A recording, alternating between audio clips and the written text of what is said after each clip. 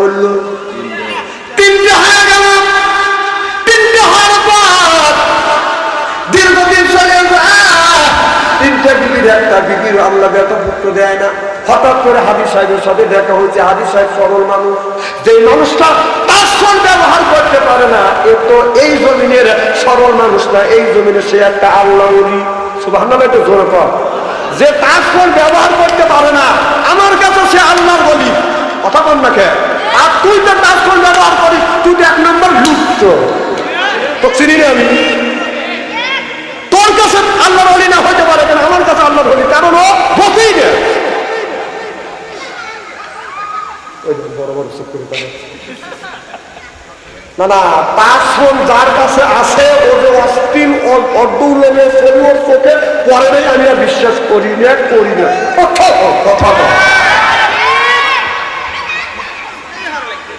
কথা কেন খারাপ বলতেছে নাকি? এই জন্য যে লোকটা তাসফল বুঝেই না, ও আমার কাছে আল্লাহর ওলি, আর তুই উত্তর তোর কাছে ওলি হতে পারে। তুই আমার কথা মানবি কিভাবে? তা তুই তো দেখি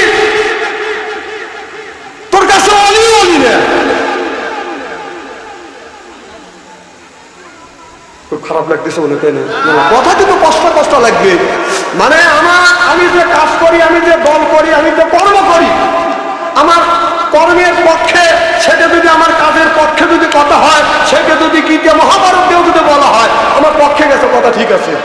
আর কোরআন হাদিসের সঠিক দলিল দিয়ে যদি বলা হয়, সেটা যদি আমার বিপক্ষে যায়, নেতা নেত্রীর বিপক্ষে যায়, কোরআন হাদিস দিয়ে বললে আনসাইন্টিফিক কথা বলা ঠিক হয় নাকি?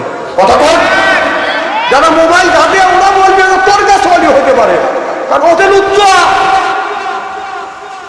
কথা কর না কেন? আর উনি গাধেন আমার কাছে সে বলি, তুই মানিস অথবা না মানিস, কারণ তুই তো রাইতে কি করিস তুই জানিস, আর আল্লাহ ভালো করে বলে তোর কাছে অলি হইবে কেমন করে? আমার ভাই যেন সরল মানুষ, তাসফল ব্যবহার করা জানে না, টিভি দিয়ে কোনটা রিসিভ করবে এটাও বোঝে না। যা বলতেছে ভাই যা, আমি 3টে বিয়ে করছি, আল্লাহ বেটা পুত্র দেন, আমি যদি মরে যাই, আমার এই বিকেতে আমার বাড়িতে বাতি জ্বালানোর মতো কোনো মানুষ নাই, কি করা যায়? ভাই বললো ভাই যান, এটাও মরা ওটাও মরা। কত ভাই, তার মানে এবং মরা ওটাও মরা। তুই আমার কান করে দেখ, ইসলামের কথা 4টে পর্যন্ত জায়েজ আছে, সরল মানুষ বলে দিছে, উনি আর একটা বিয়ে করছে।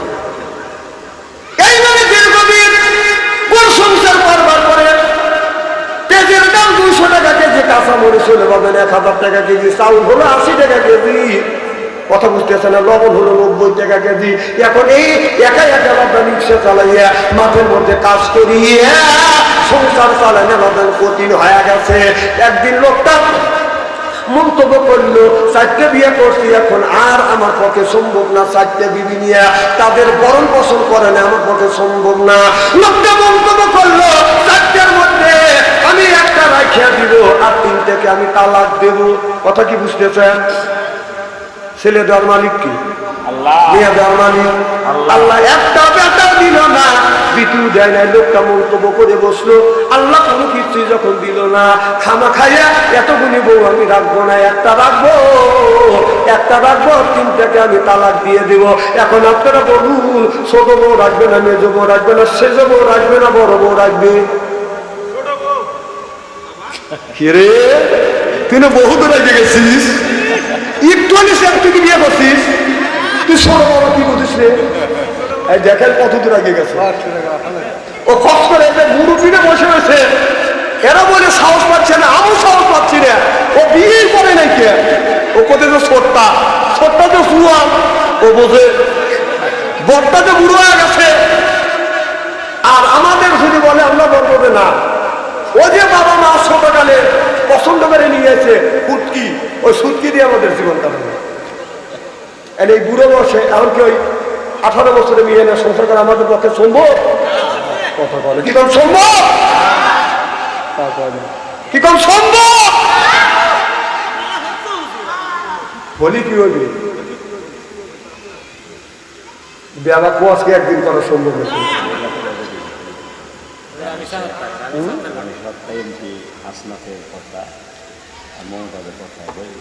মমতাজ তো মরছে, হ্যাঁ আর হাসান আব্দুল্লাহর কথা কি করব? হাসান আব্দুল্লাহ যে এমপি, উনি সে কাজ করতেছে, আল্লাহ যেন আরো ভালো ভালো কাজ করা তৌফিক দেয়। জোরদার আমি এর চাইতে বেশি কিছু বলা আমার নাই। হ্যাঁ, মমতা মরছে বেশি, এখনো তওবা করতেছে, ওর ওখানে অসুখ হচ্ছে, এখন ও বুক ফাটা ধর কি ফাটতেছে, এখন আরো বুক ফাটবে। না না, মমতা কান্না করে চলবে না। কি জানে বলতেছিলেন? চারটে বউ। কথা কি খারাপ লাগতেছে নাকি?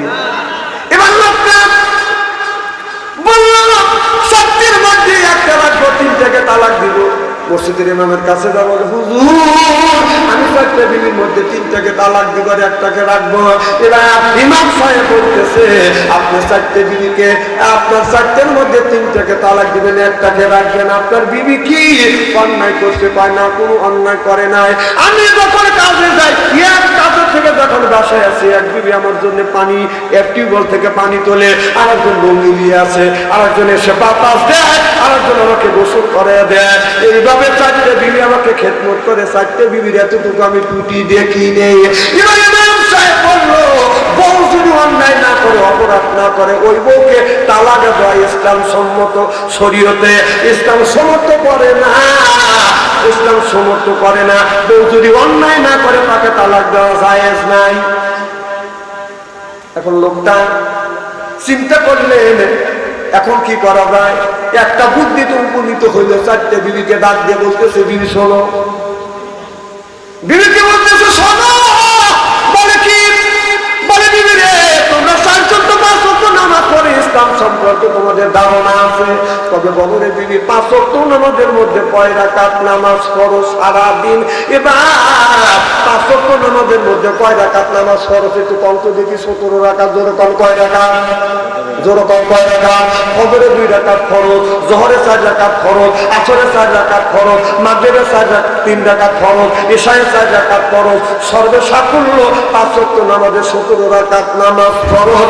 চারটি বিবি একসাথে উত্তর দিলেন, স্বামী রে 5 ওয়াক্ত নামাজে আপনার সারাদিন আপনার ফরজ হলো 17 রাকাত। বিবি যখন উত্তর দিলেন, স্বামী বললেন বিবি রে, আমি যখন এই প্রশ্ন করবো 5 ওয়াক্ত নামাজে কয় রাকাত ফরজ, চারটে বিবি 4 রকমের উত্তর দেওয়া লাগবে। এর মানে হলো লোকটা মনে মনে চিন্তা করলো এইটাতেই আমি বিবিকে অপরাধী বানাবো। একজন বলবে 17 রাকাত, ওইটাকে আমি রাখবো। আর যারা একটু কম বেশি করে বলবে ওদেরকে তালাক দিব, কারণ ওরা দোষী হয়ে যাবে। কথা কি বুঝতেছেন? দেখেন সূক্ষ্মভাবে কাজ করতেছে। বড় বিবিকে দেখে বলে, বিবি রে আমার কাছে, বড় বিবি কাছে আসবেন। বলে বিবি রে তুমি বলো 5 ওয়াক্ত সারাদিন 5 ওয়াক্ত নামাজে কয় রাকাত ফরজ? বড় বিবি বলতেছে 17 রাকাত। টান দিয়া বাম পাশে দাঁড় করে, বিবি তুই আমার কাছে থাক। এবার লাগিয়ে গেছে। 2 নাম্বার বিবিকে বলতেছে, বলো বিবি সারাদিনে 5 ওয়াক্ত নামাজে কয় রাকাত ফরজ? বড় মেজো বিবি বলতেছে আপনার 20 রাকাত। বলে তুই ডাইন পাশে যা, তুই তালাক হয়ে গেছি। কথা কি বুঝতেছেন? 3 নম্বর বিবিকে বলে, বিবি রে তুমি বলো 5 ওয়াক্ত নামাজের মধ্যে কয় রাকাত নামাজ পড়ো? 3 নম্বর বিবি বলতেছে 15 রাকাত। 4 নম্বর বিবিকে বলতেছে, বিবি রে তুমি বলো 5 ওয়াক্ত নামাজের মধ্যে কয় রাকাত নামাজ পড়ো? 4 নম্বর বিবি বলছে 11 রাকাত। এবার ওই লোকটা বলে, বিবি রে আমার বড় বিবি বলছে 17 রাকাত, এইটা আমি রাখবো। তুমি বলছো 20 রাকাত, তুমি তালাক হয়ে গেছো। তুমি বলছো 15 রাকাত, তুমি তালাক হয়ে গেছো।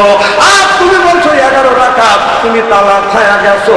এবার বড় বিবিকে নিয়ে তখন ঘরের মধ্যে চলে যাচ্ছে। আর ওই 3 জনকে বলতেছে, তোমাদের 3 জনকে তালাক দিলাম, তোমরা তোমাদের বাপের বাড়ি চলে যাও। 3 জন বিবি যাইয়ে পিছন থেকে জামা টান দিয়ে ধরে বলতেছে, বাবা খুব তুমি খেয়ে গেছো না, এবার বাবা বলে গেছে ওরে সোনার চাঁদ, ওরে সোনার চাঁদ, চিল্লাবেন আল্লাহু আকবার।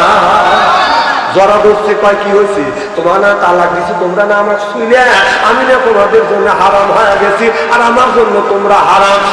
3 বিবি বলতেছে, না না আমরা হারাম হইনি, আমরা হালাল আছি, এর জন্য আমরা তালাক হইনি। একে নিয়ে গ্রামের মধ্যে বদল হই হাল্লা শুরু হয়ে গেল। মেম্বার চেয়ারম্যান পরামানিকেরা আসিয়া বলে, যে লোকটা বউকে তালাক দিয়েছে, কারণ বড় বিবি বলছে 17 রাকাত এটা জায়েজ আছে, আর যারা সঠিক উত্তর দিতে পারবে না তারা তালাক হয়ে যাবে, কারণ ছোট মেজ বিবি যে বলেছে 20 রাকাত এটাও তালাক হয়ে গেছে, কারণ উত্তর সঠিক হয় নাই। 3 নম্বর বিবি বলেছে 15 রাকাত এটাও সঠিক উত্তর হয় নাই, তালাক হয়ে গেছে। 4 নম্বর বিবি বলেছে 11 রাকাত, সঠিক উত্তর হয় না, এটাও তালাক হয়ে গেছে। কেমন করে তোমরা একসাথে ঘর সংসার করতে চাও? এইটা নিয়ে যখন দ্বন্দ্ব লাগে গেল বা গানা দ্বন্দ্ব লেগে গেল, কেউ পাবেন এইটার মীমাংসা করতে পারে না। আবু হানিফা রাহমাতুল্লাহ আলাইহির কাছে যাবার, হুজুর আমার বিবি এইরকম আমি বলেছি, আর আমার বড় বিবি বলেছে 5 ওয়াক্ত নামাজে 17 রাকাত ফরজ, আর যারা উত্তর দিতে পারবে না, সঠিক উত্তর দিতে পারবে না, তারা তালাক হয়ে যাবে। হুজুর আমার 3টে বিবি তালাক হয়ে গেছে, কিন্তু বিবিরা বলছে তালাক হয় নাই, গ্রামবাসীরা বলছে তালাক হয়ে গেছে, কিন্তু আমার বিবিরা মানা দেয় না। এইটা নিয়ে গ্রামের মধ্যে দ্বন্দ্ব লেগে গেছে। হুজুর আপনি নিজ বিচার করিয়া দেন। আল্লাহ নবী বলল, বাবা টেনশন করে না, চিন্তা করে না, তোমার একটা বিবি তালাক হয় নাই, চিল্লাবেন আল্লাহু আকবার। তোমার একটা বিবি তালাক হয় নাই, তখন লোকটা এসে বলতে যা হবার হয়ে গেছে, চলো নিয়ে আমরা ঘর সংসার করি গে। কিন্তু গ্রামের মানুষ আর মানতেছে না, যে সঠিক উত্তর দিতে পারে নাই তোমার বিবি তালাক হয়ে গেছে। কারণ আল্লাহ নবী ইমামে আজম আবু হানিফা বলছেন যে বিবি তালাক হয় নাই, তখন সব মানুষ বলল আবু হানিফা রহমতুল্লাহ আল্লাহকে ডেকে দিয়েছো, উনি ভুলভাল ফতোয়া দিয়ে এলাকার মধ্যে উনি মাস্তান সাজতে চায়, এলাকার মধ্যে তিনি মাতবাড়ি করতে চায়, এলাকার মধ্যে বড় ইমাম হইতে চায়, অনেক হুজুরের ট্যাপ খোলা শুরু করবে। আমার কথা কি বুঝতেছেন? গ্রামের মধ্যে একটা লোক যদি 30 বছর এক মসজিদে ইমামতি করে, গ্রামে যদি আরো মোল্লা থাকে তাদের কিন্তু পেট ফলে কথা কয় না। চিন্তা করে যে আমি মুক্তি হয়ে আছি, আমার পড়া সহি শুদ্ধ, সেই নোয়াখালী হুজুরের কাছে পড়াশোনা করছে, 40 বছর ইমামতি করতেছে। চিন্তা করে যে ওর ইমামতি কিভাবে শুদ্ধ। আমার কথা কি বুঝতেছেন? ও মাথায় পাগড়ি বাঁধে, টুপি মাথা দেয়, আবার পাগড়ি বাঁধে, পাগড়ির উপরে রুমাল দেয়। কথা বলে আমার কথা কি বুঝতেছেন? টুপি পরে, তারপরে পাগড়ি পরে, পাগড়ির উপরে রুমাল দেয়, তাহলে কি হলো কয়টা? তাহলে বুজুর্গ না? খুব বুজুর্গ হয়ে গেছে। যায় মসজিদে যে পিলার আছে, পিলারের পাশে দাঁড়ায়, তাও যেখানে সরাসরি করে। তখন গ্রামের বড় বড় বাদবাদা চিন্তা করে, কে রে এত বড় মওলানা মুফতি মানুষ, টুপি মাথায় দেয়, টুপির উপর দিয়ে আবার পাগড়ি পরে, পাগড়ির উপর দিয়ে আরো চরমার মাথায় দেয়, এত বড় একজন বুজুর্গ মানুষ নামাজের মধ্যে সরাসরি করে। সব মানুষ যা কথা বলে সাহস পাচ্ছে না। ওনার নিয়ত হলে ইমামের, ওই ইমামের 40 বছর ধরে ইমামতি করছে, ওনার ইমামতি ছুটে গেল, ছুটা উনি ঢুকতে। তখন বলতেছে ব্যাপার কি? তো বললে যে সব মানুষের কাছে বলা যাবে না, মানে উলো বলে মুক্ত সরাম দেবে না। কার কাছে বলা দেবে? ও জানে যে ইমামের চাকরি হলে 4 জনের আছে, সেক্রেটারি, সভাপতি আর কেশিয়ার। কথা কয় না, 4 জন যদি ব্যবহার হয় ওই ইমামের চাকরি থাকবে। বলতেছে এই 3 জন ব্যতীত কারোর কাছে বলা দেবে না। তখন সেক্রেটারি, সভাপতি আর কেশিয়ার কাছে বলবে, আপনি এত বড় একজন বুজুর্গ ওলি হয়া, এত বড় মুফতি মওলানা মুহাদ্দিস হয়া, আপনি কেন পিলারের কাছে দাঁড়া সরাসরি করেন? তখন উনি বলতেছে যে আমি যখন নামাজে দাঁড়াই তখন শয়তানকে আমি দেখতে পাই, যে শয়তান মসজিদের মধ্যে আছে, তখন আমি পাও দিয়ে শট দিয়ে শয়তানকে মসজিদ থেকে বের করে দিই। তখন কেশিয়ার, সভাপতি, সেক্রেটারি চিন্তা করতেছে 40 বছর যার পিছনে নামাজ পড়তেছি, এ তো শয়তান তারাবের মানে না, তাহলে তার সাইতে বড় বুজুর্গ ওই হুজুরে বাদ দে, এই হুজুরে রাখ। কথা কি বুঝতেছেন? তাহলে শয়তান তাড়ানো না শয়তান হওয়া ঢুকলো? কথা কম না কেন? শয়তান তাড়ানোই বরং শয়তান হয়ে ঢুকলো। একজনে কুটনামি করে, শয়তানি করে মসজিদ থেকে বের করে দিয়ে ওই জায়গা বানায়, মানে নিজে শয়তানি করা। কথা কম, উনি শয়তান হওয়া আমার কাছে বড় সরকারে বুঝছেন। এই ধরনের কিছু হুজুর আছে বাংলাদেশে, এরা চিন্তা করলেন মাতবাড়ি ওই করতে চায়, দেখি আজকে ছুটো ভালো দেবো। তালাক হয়ে গেছে কেমন করে তিনটে জায়েজ করে দেখেন। ইমামে আবু হানিফা রাহমাতুল্লাহ আলাইহি তার ওপর শত্রু ছিল, কি ছিল কিনা খালি তার কেন, বিশ্ব নবী যিনি পৃথিবীর ভিতরে সব থেকে শ্রেষ্ঠ মানুষ, তারও শত্রু ছিল। মুহাম্মদ রাসূলুল্লাহ সাল্লাল্লাহু আলাইহি সাল্লামেরও শত্রু ছিল কি ছিল না? ছিল। আমারও কিন্তু শত্রু আছে, খালি আমার শত্রু আমার এলাকা না, এখানেও আছে। এখানেও এমন কথা আমার দেখতে পাবে, খালি কেরা বেড়া করে শুনতেছে, যে না শুনলে হয় না, কেমন হয়। খিচুড়ি থাকে, খিচুড়ি রেডি আছে না? এখন আমি দোয়া করে দেবো অল্প সময়ের মধ্যে। কি জানে বলতেছিলাম? আবু হানিফা রাহমাতুল্লাহ আল্লাহকে তখন ডাকে নিয়েছে হাজার হাজার মানুষ উপস্থিত। ওই ধরনের হাফেজ মাওলানা যারা ইমামে আজম আবু হানিফা রাহমাতুল্লাহ আলাইহির বিপক্ষে বিরোধিতা করছে, হুজুর আপনি বলিয়া দিলেন জায়েজ হলে কেমন করে একটু ভালো করে বুঝা নিয়ে তা বল। এবং আল্লাহর ওলি বলে বাবা আমি ফতোয়া দিব না, যারা ফতোয়া দিছে তারাই যদি উত্তর দেয় জিনিসটা ভালো হবে না খারাপ হবে, সব মানুষ বললে ভালো হবে। এবার তিনজন মহিলাকে দেখে আনলেন, না তোমরা বললে তোমার স্বামী বলছে, সব মানুষ বলতেছে তালাক হয়ে গেছে, উত্তর সঠিক হয় নাই, আর তোমরা বলতেছো উত্তর সঠিক হয়েছে তালাক হয় না। কিভাবে তোমরা উত্তর সঠিক দিলে আর তালাক হয় নাই কেমনে? মানে আমাদের একটু ভালো করে বুঝা। এবার